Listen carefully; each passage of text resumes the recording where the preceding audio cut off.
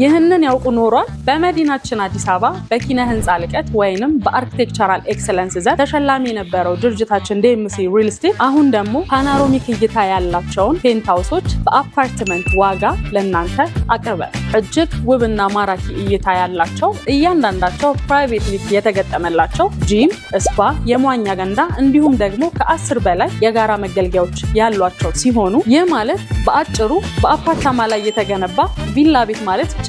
በ10% ቅድመ ክፍያ ቀድመው ለሚመጡ 20 ደንበኞች በካሬ እስከ 10,000 ብር ቅናሽ አዘጋጅተን እናንተ በመጠበቅ ላይ እንገኛለን።